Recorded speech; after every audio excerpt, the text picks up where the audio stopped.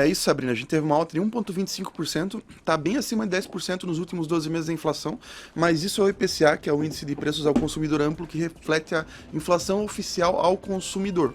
Só que o preço que a gente sente no bolso é muito maior do que isso. E por que a gente teve um impacto tão grande? Repetindo, principalmente por conta do dólar, que impactou toda a nossa cadeia produtiva, commodities, carne, minérios, construção civil, o petróleo, ou seja, nosso combustível, então impactou em tudo. E vamos lá, fica em casa faz sentido?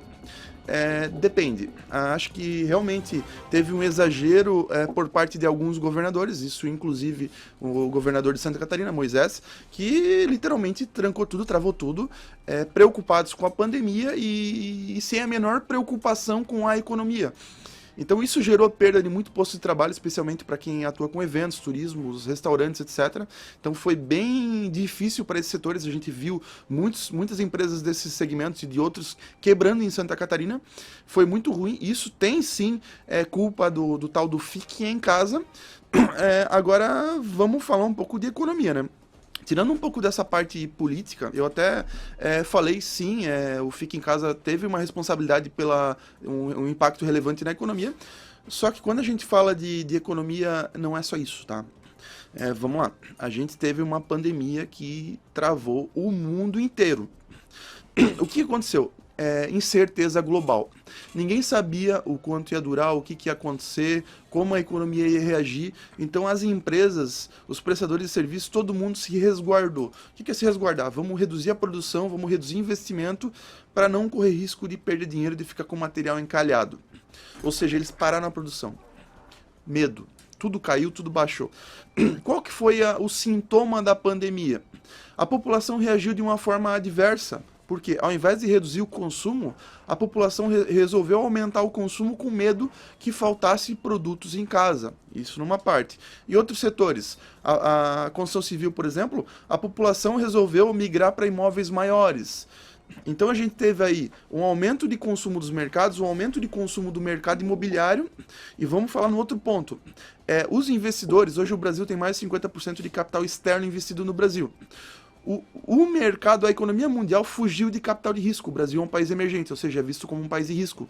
Então o capital internacional do Brasil fugiu. O que isso trouxe? Trouxe uma fuga de dólares, ou seja, uma menor oferta de dólar, aumentou o preço da cotação do dólar no Brasil.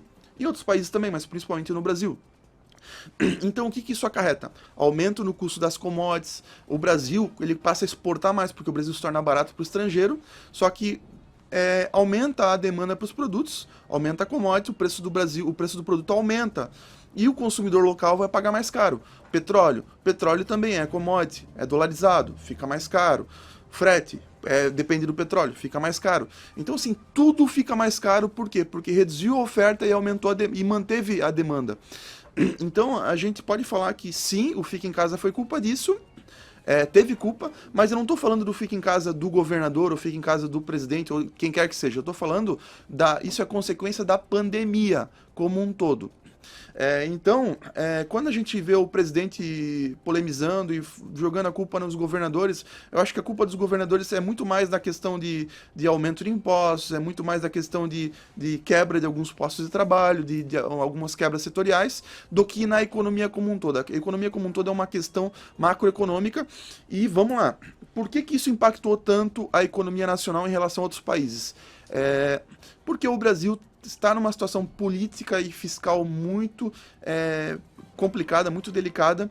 Então o Brasil está com um risco alto, um risco jurídico elevado, um risco fiscal elevado. Isso gera um temor muito grande para a economia mundial. Então o mundo está com muito medo de investir no país por conta desses fatores. Agora nós temos uma eleição polarizada que traz mais medo ainda, nós temos um político populista que traz mais medo ainda, ou seja, o Fica em Casa é só uma pontinha, uma parcela desse déficit econômico. Então é muito mais, o Bolsonaro, o presidente está errado em jogar toda a culpa para os governadores e para o tal do Fica em Casa. Uma parcelinha, sim, tem uma parcela de relevância, mas é pequena. A resposta para culpar os governadores ou não é perguntar para quem faliu. Porque houve os decretos dos governadores para fechar os estabelecimentos comerciais. Obviamente que tudo isso começa com a pandemia. e a pandemia é global. Então o sintoma é global. Mas a contribuição de muita gente foi fazendo pouco caso da economia.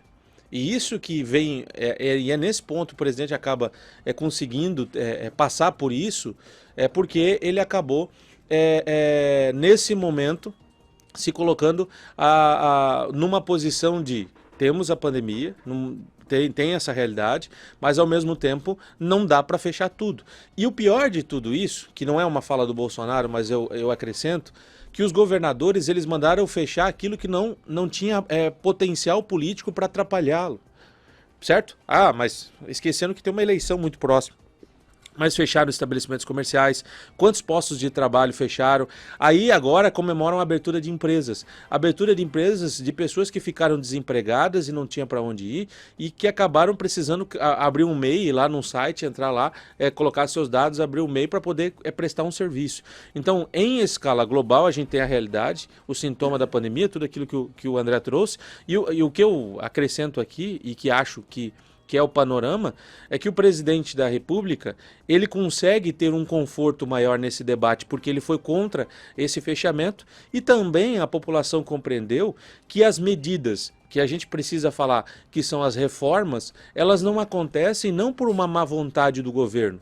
O governo foi eleito com Paulo Guedes com uma proposta de fazer essas mudanças. Quando chegou no parlamento, quanto tempo o Rodrigo Maia barrou a pauta no Brasil? Quanto tempo? E não tinha pandemia.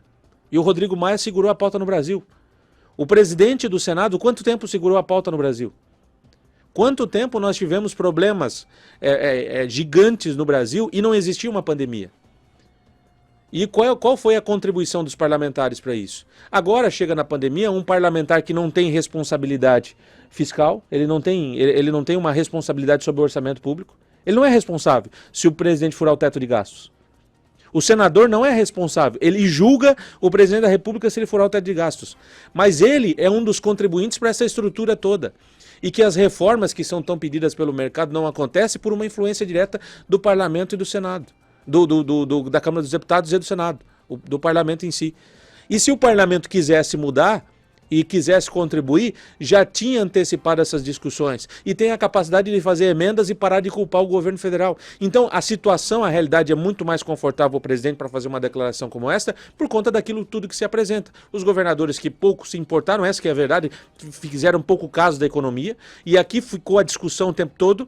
Temos uma pandemia, é uma realidade, mas não fecha tudo. Tenta achar um meio do caminho, achar um meio termo. Nós vimos dono de loja de sapateiro, dono de loja de cosmético, nós vimos dono de estabelecimentos comerciais dos mais variados possíveis, donos de mecânicas, de oficinas mecânicas, o que mais?